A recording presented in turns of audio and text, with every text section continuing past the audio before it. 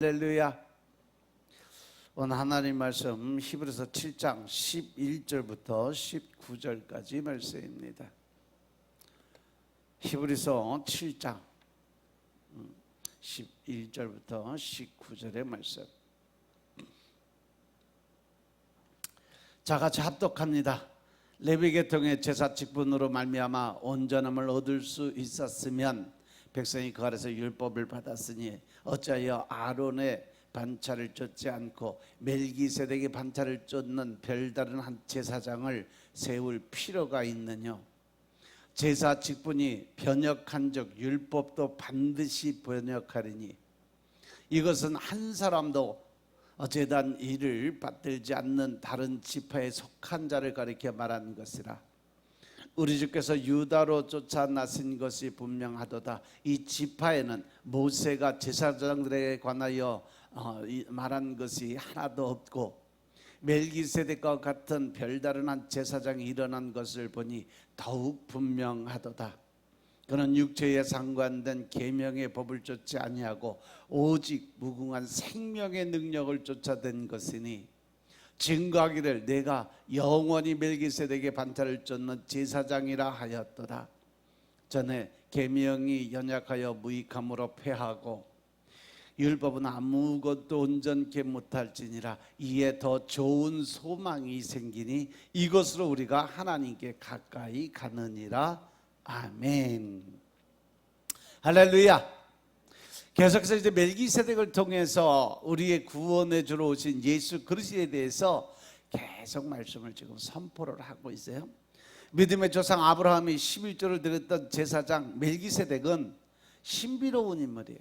그는 율법에서 제사장 직분을 정하기 전에 이미 하나님의 제사장으로 사역을 하고 있었죠. 모세가 시내산에서 율법을 십계명을 받기 이전서부터 이미 하나님의 그 사역을 시작했던 사람. 그래서 성경은 또한 그의 족보에 대해서도 그의 부모에 대해서도 전혀 언급된 게 없어요. 갑자기 나타나다가 갑자기 사라진 제사장이었어요. 그렇기 때문에 그의 삶과 죽음에 대해서도 전혀 밝혀진 것이 없습니다. 이것은 멜기세덱의 제사장 직분이 율법이나 사람의 어떤 혈통을 따라서 세워진 직분이 아니라 하나님의 뜻으로 세워진 영원한 직분임을 말하고 있는 거죠. 그렇기 때문에 이러한 측면에서 멜기세덱은 바로 누구를 의미한다? 예수 그리스도를 예표하고 있는 그 모습이었다는 거죠. 그래서 멜기세덱의 반차를 따라서, 예수님은 멜기세덱의 반차를 따라서 세워진 제사장입니다. 그러면 왜 예수님은 멜기세덱의 반차를 따라서 세워진 제사장이 되어야만 한 것일까? 바로 11절에 그 답이 있어요. 레위 계통의 제사직분으로 말미암아 온전함을 얻을 수 있었으면, 사람의 혈통으로 태어난 그 레위 지파의 그 제사장들이 온전하게 하나님께 그 관계가 형성이 되었다면 어찌해서 아론의 반차를 쫓지 않고 멜기세덱의 반차를 쫓는 별다른 한 제사장을 세울 필요가 있느냐. 여기서 반차라는 것이 뭐냐 하면 바로 족보라는 거예요. 족보. 이 조상들부터 계속 따라 나오는 이 족보를 의미하는데, 하나님께서는요 모세의 율법을 따라서 제사법과 제사장을 세워줬어요. 그러나 모세의 율법에 따라서 세워진 제사법과 제사장은 온전하지 않았다는 겁니다. 단지 오실 그리스도가 하실 일이 무엇인가 하는 것을 보여주는 모형이었을 뿐이라는 것이죠. 따라서 만일 모세를 통해서 주어진 율법을 따라서 세워진 제사법과 제사장이 온전하였다면 율법이 제정되기 이전에는 제사장이 없어야 했다는 거죠. 하지만 이스라엘 조상 아브라함은 율법 이전에 이미 하나님의 제사장인 멜기세덱에게 11조를 드렸어요. 그러니까 율법 이전에 이미 하나님의 제사장이 있었다는 것은 모세의 율법으로 주어진 제사장의 사역이 온전한 것이 아니었다는 거죠. 그렇기 때문에 예수님께서는 레위 지파 혈통을 따라서 제사장의 사역을 한 것이 아니라 멜기세덱의 반차를 따라서 제사장의 사역을 감당했던 것이다 라고 설명을 하는 거죠. 그렇다고 해서 멜기세덱의 혈통을 따랐다는 의미는 아니에요. 마치 멜기세덱이 그런 것처럼 하나님에 의해서 세워진 제사장이심을 의미하고 있는 거죠. 그래서 예수님이 이 땅에 오실 때는 인간의 어떤 혈통을 따라온 것이 아니라 성령의 잉태하심을 통해서, 사람을 통하지 않고 하나님이 직접적으로 잉태의 생명을 보내줬다는 거죠. 그리고 이제 12절을 보시면 제사 직분이 바뀌었으니까 율법도 바뀌어야 된다. 제사 직분이 변혁한 점 바뀌었으니까 율법도 반드시 바뀌어야 된다는 거죠. 성전과 제사와 제사장은 율법의 핵심이에요. 그 핵심 요소가 바뀌었다는 것은 그 율법 자체가 더 이상 그 형태를 유지할 수 없다는 의미를 나타내는 거죠. 유대인들은 그 율법 자체가 변할 수 없는 구원의 방편이라고 생각하고 있지만 하나님께서는 그렇지 않다라는 겁니다. 이미 율법 이전에도 아벨이나 에녹이나 노아, 아브라함, 이삭, 야곱, 요셉 이와 같은 하나님께 충성된 믿음의 사람들이 많이 있었어요. 따라서 오직 율법을 통해서 주어진 것이 구원의 방편이라면 믿음의 조상들은 어떻게 되겠냐는 거죠. 그렇기 때문에 율법이 구원의 방편이 되는 것은 아니다. 이미 율법이 생기기 이전부터 하나님의 구원의 사역은 계속 이어지고 있었다라고 하나님 말씀하시는데, 유대인들은요 오직 이 율법을 통해서만 구원의 역사는 이루어진다라고 믿고 있었기 때문에 그것이 잘못됐다라는 것을 지금 설명을 하는 겁니다. 율법은 믿음의 삶이 무엇인가를 설명해주고 또한 우리를 그리스도를 믿는 믿음으로 인도하는 초등교사일 뿐이라고 말씀을 전하고 있는 거예요. 이 말씀을 신약에 와서 갈라디아서 3장 23절 24절에 보시면 믿음이 오기 전에 우리가 율법 아래 매인바 되고 계시될 믿음의 때까지 갇혀 있었다 그랬어요. 즉 그 율법의 테두리 안에 갇혀 있었기 때문에 늘 자기의 죄성을 가지고 살았다는 얘기죠. 그런데 이같이 율법이 우리를 그리스도에게로 인도하는 몽학 선생이 돼서 우리로 하여금 믿음으로 말미암아 의롭다함을 얻게 하려 함이니라. 여기서 이 몽학 선생이라는 것은 개역 개정판 성경에 보니까 몽학 선생을 초등교사라고 설명을 해놨어요. 근데 개역 개정판 성경 이전의 말씀을 보면 개역 성경에 보면 몽학 선생이라고 나와요. 그래서 국어 사전을 찾아보니까 몽학이라는 것은 어린아이들이 공부하는 것을 몽학이라고 하는데, 몽학 훈장, 몽학 선생은 어린아이들을 가르치는 선생 또는 겨우 어린아이들이나 가르칠 정도의 수준의 선생이다라고 설명이 되어 있어요. 그래서 이 갈라디아서 3장에서는 누구를 몽학 선생이라고 이야기를 해요? 바로 율법을 몽학 선생이라고 지칭을 하고 있다는 거죠.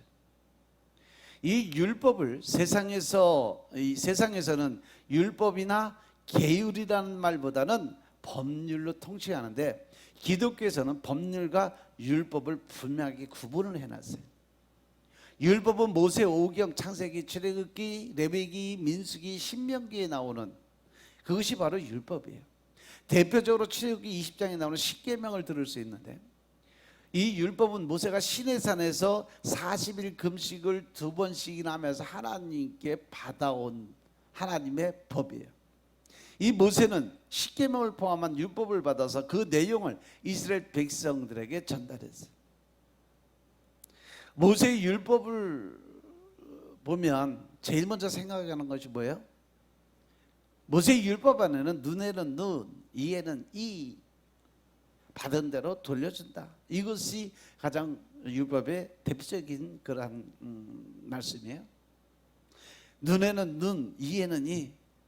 그래서 하나님의 율법은 너무 끔찍하다고 말을 해요. 또 성경의 율법은 사람이 도저히 지킬 수 없다는 말을 하고, 그러면서 결론을 내리죠. 사람이 지키지 못하는 율법은 법으로서 의미가 없다라는 결론을 줬어요. 사실 틀린 말은 아니에요. 우리나라 국회에서 제정하는 법은 모두 지켜야 되는 법이에요. 한 조항이라도 지키지 않으면 벌칙이 떨어지게 돼 있어요. 그죠? 그런데 하나님이 주신 율법은요, 사람이 지켜낼 수 없는 내용이 다소 포함이 되어 있다는 거죠. 예를 들어 십계명 중에서 다섯 번째가 뭐예요? 내 부모를 공경하라 라고 말씀을 선포하셨어요. 하나님은 이것을 율법으로, 법으로 딱 제정을 해서 선포를 했어요. 하지만 세상에서는요, 부모를 공경하는 것을 법으로 강제적으로 묶어놓은 게 없어요. 부모 공경은 자녀의 선택 사항이다라는 거죠. 그래서 공경하지 않는 것을 죄로 처벌해야 하네요? 처벌 안 해요. 세상에는 부모 공경은 양심의 영역으로 돌려요. 단지 부모를 학대를 하면 그것이 죄가 돼요. 하지만 부모님을 공경하지 않는 것은 죄로 정하지 않는 거죠. 그러나 하나님은 부모를 공경하지 않으면 죄로 단정하시고 벌을 내리신다는 거죠. 율법이 그래서 어렵다는 거예요. 안 믿는 사람들은 율법을 그래서 무시하는 거죠. 여기서 우리가 중요하게 볼 것이 있는데, 예수님은 구약의 율법에 대해서 뭐라고 말씀을 하셨을까? 만약에 예수님의 율법이 사람이 지키지 못할 것이니까 무시해도 된다라고 하셨다면, 오늘날 기독교인들도 세상 사람들과 똑같이 성경의 율법을 안 지켜도 된다, 아니 뭐 개짝 속에 그냥 성경책 집어넣고 안 봐도 된다, 이렇게 할 수밖에 없어요. 그런데 예수님은 율법을 그렇게 해도 된다고 말씀하시지 않았다는 거예요. 마태복음 5장 18절의 말씀을 보시면, 진실로 너희에게 이르노니 천지가 없어지기 전에는 율법의 1.1획도 결코 없어지지 않냐고 다 이루어질 거다라고 말씀하셨어요. 그죠? 예수님은 율법을 확고하게 아주 다지고 계시는 거예요. 여기서 한 걸음 더 나가서 27절 28절의 말씀을 보면, 또 가늠하지 말라 하였다는 것을 너희가 들었으나 나는 너희에게 이르노니 음욕을 품고 여자를 보는 자마다 마음에 이미 가늠하였느니라. 구약의 율법, 즉 십계명이 제7계명에서 가늠하지 말라고 했어요. 예수님은 가늠의 범위를 최대한 확장하고 계신 거죠. 음욕을 품고 여자를 보는 자마다 마음에 이미 가늠한 자다. 이 대목은 세상의 모든 남자들을 간음죄인으로 단정을 하게 만들어 놓은 거죠. 세상법, 즉 법률에서는 남녀가 함께 호텔 들어가서 투숙을 해도 간음으로 안 봐요. 잠을 자면서 살을 섞어야만이 간음으로 인정을 합니다. 이에 비하면 예수님의 율법의 강화는 아주 어마무시하게 강화를 해 놓은 말씀이죠. 사도 바울은 성경에 정통한 율법학자입니다. 그래서 예수님의 가르침에 대해서도 정확한 해석을 내려주고 있어요. 그래서 이 갈라디아서 3장 20절의 말씀은 사도 바울의 율법에 대한 아주 특별하고 아주 탁월한 해석으로 볼 수 있는데, 율법은 그리스도에게 인도하는 몽학 선생이다. 그리고 이 율법이 몽학 선생이 돼서 우리를 인도하는데, 그 안에 네 가지를 가르쳐줘요. 제일 먼저 율법의 기준은 법률보다 엄격하다는 거죠. 세상에서 적용하는 법률에 따르면 교도소 밖에 있는 사람들은 모두 의인이요 죄인이요? 죄를 안 졌으니까 세상에 끌려가지 않고 세상에서 살아가는 거잖아. 그러니까 감옥소에 들어간 사람들은 죄인이고 바깥에 있는 사람은 의인으로 인정을 하는 것이 세상의 법이에요. 그렇지만 하나님의 율법에 따르면 이 세상에 죄인이 아닌 자가 단 한 사람도 없다라는 거죠. 그래서 우리의 죄를 해결하지 않고는 하나님의 나라, 즉 천국에 갈 수 없다라고 말씀하시는 겁니다. 그 두 번째로 뭐냐? 율법에 비춰서 내가 죄인인 것을 고백하라는 겁니다. 율법에 따라서 내가 죄인임을 고백해야 돼. 하나님 나라는 세상의 법률이 아니라 율법을 기준으로 삼기 때문에 그렇습니다. 그리고 세 번째가 뭐냐? 십자가 보혈로 형벌을 대속하라는 것이에요. 법률에 의한 죄는 감옥살이로 갚아야 돼. 하지만 율법에 의한 죄는 예수님의 십자가 보혈로 갚아줘야 된다는 거죠. 그리고 믿음으로 천국 백성이 되라는 것입니다. 우리가 살아가면서 법 중에 법은 바로 율법입니다. 따라서 율법을 적용하여 자신이 죄인임을 고백을 해야 된다는 거죠. 율법에 따른 죄도, 죄의 형벌은 사람으로서는 감당할 수가 없어요. 평생 감옥살이를 해도 부족한 것이 율법에 따른 죄의 형벌이에요. 사형을 당해도 아마 골백 번은 사형을 당해야 되는 것이 바로 율법의 형벌입니다.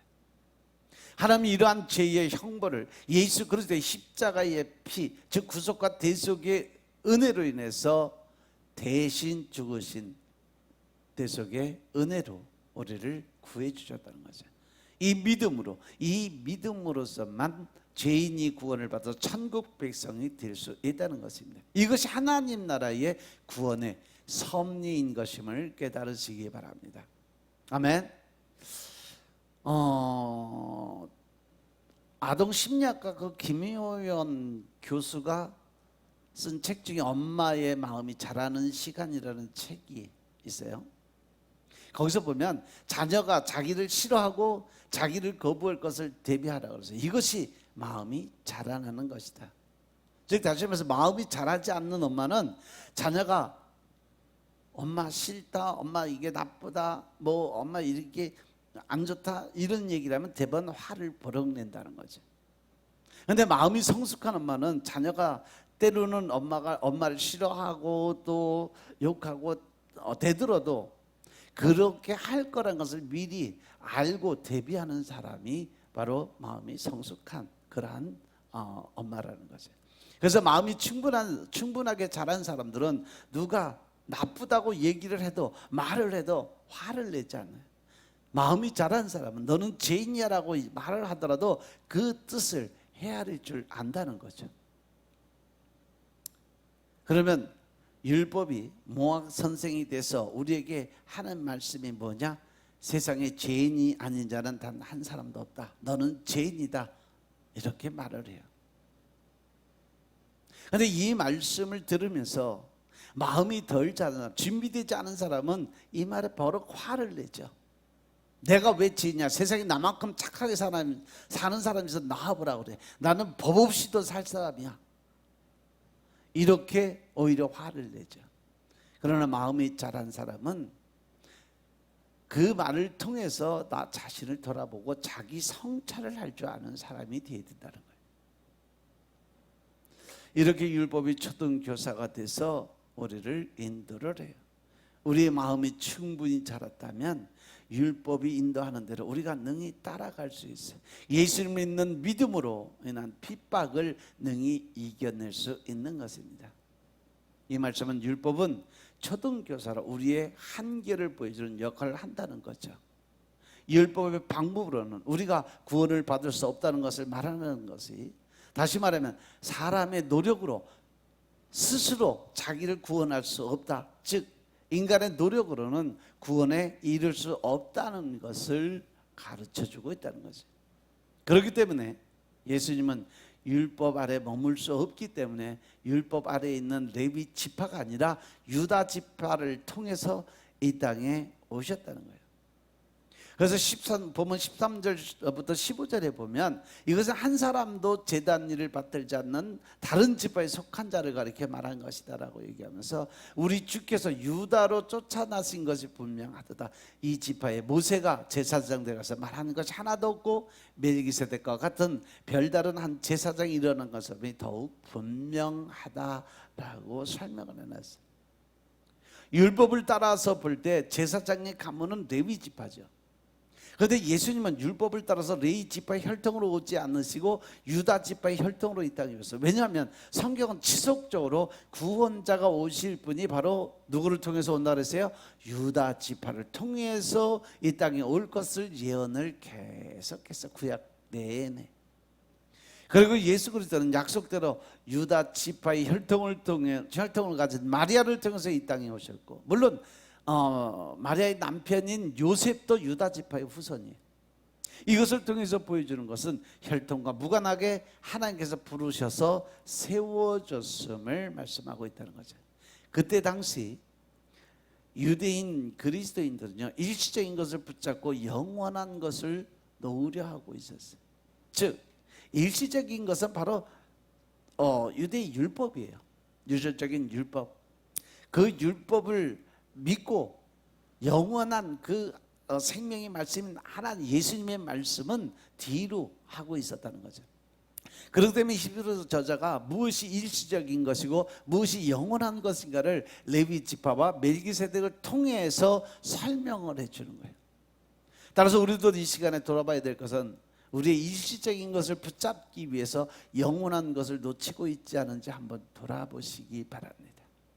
영원한 것을 붙잡기 위해서는 일시적인 것을 놔줘야 돼요. 일시적인 것을 붙잡기 위해서 영원한 것을 놓아버린다면 그것은 참 어리석은 짓이라는 거죠. 그러나 세상에는 그러한 사람들이 너무 많다. 그렇기 때문에 세상을 바라보고 동경하고 부러워하고 그것을 따라갈 것이 아니라 말씀 안에서 영원한 진리를 붙들고 따라갈 수 있는 여러분들이 되어야 할 줄로 믿으시기 바랍니다. 그리고 영원한 대제사장이신 예수님은 우리에게 율법보다도 더 좋은 소망을 주시는 분이라는 거죠. 예수님은 육신에 속한 제사장이 아닙니다. 16절부터 19절의 말씀을 보시면 육신에 속한 제사장은 육신의 생명이 닿는 순간 그의 제사장의 역할도 끝난다라고 그랬어요. 그러나 예수님은 영원한 제사장으로 하나님 아버지 안에서 영원한 생명의 법을 따라서 영원한 제사장이 되셨어요. 이 생명의 법은 우리를 죄에서 영원히 해방하고 참된 자유와 안식을 주는 성령의 법. 그 성령의 법을 로마서 8장 2절에서 뭐라고 그랬냐면 이는 그리스도 예수 안에 있는 생명의 성령의 법이 죄와 사망의 법에서 너를 해방했다라고 설명을 하고 있어요. 그래서 18절의 말씀처럼 예수 그리스도 안에서 율법은 폐하여졌다. 그래서 여기서 율법이 폐하졌다는 의미를 우리가 잘 이해를 하셔야 돼요. 율법이 완전히 없어지고 그것이 다 지워졌다는 말씀이 아니라 율법이 폐하여졌기 때문에 모든 율법은 더 이상 필요가 없다라는 것이 아니라는 거죠. 왜냐하면 율법의 일차적인 기능이 뭐냐? 그리스도를 설명해 주는 모형의 역할과 죄를 깨닫게 해서 그리스도께로 인도하는 초등교사의 역할을 한다는 거죠. 그리고 그리스도께 인도한 다음에 그리스도를 만나 구원의 영광을 얻은 자에게는 그 율법의 말씀들은 삶의 규범이 돼서 하나님의 자녀로서 삶이 무엇인가를 가르쳐주는 역할을 하는 것입니다. 그렇기 때문에 19절의 말씀처럼 예수 그리스도 안에 더 좋은 소망이 있는 것임을 깨달으시기 바랍니다. 예수님은 우리의 죄를 깨끗하게 함으로 하나님의 자녀가 돼서 하나님 앞으로 나아갈 수 있게 만들어 주시는 분이세요. 따라서 하나님 믿는 우리들은 하나님과 교제하며 동행하며 경건하고 복된 여러분들이 되시길 주의 이름으로 축원합니다. 아멘. 오늘 하루도 하나님이 기뻐하실 수 있는, 하나님을 웃게 하실 수 있는 그러한 삶을 사시길 주의 이름으로 축원합니다. 기도드리겠습니다. 아버지 하나님 감사드립니다. 오늘도 아버지의 말씀 안에서 하나님의 뜻을 깨닫고 알게 하시니 감사합니다. 이 땅에 우리를 구원하시기 위해 오신 예수 그리스도를 온전히 믿는 믿음을 갖게 하시고 또 말씀을 통해서 기도를 통해서 하나님의 뜻을 깨닫고 알게 하여 주옵소서. 그래 우리가 온전히 믿음 안에서 영적인 하나님의 자녀로서 살아갈 수 있도록 축복하시고 오직 하나님의 의를 드러내는 하나님의 군사적 역할을 감당할 수 있도록 주님이 축복하옵소서. 모든 말씀 우리 주 예수 그리스도의 이름으로 감사드리며 기도드려 싸움나이다. 아멘.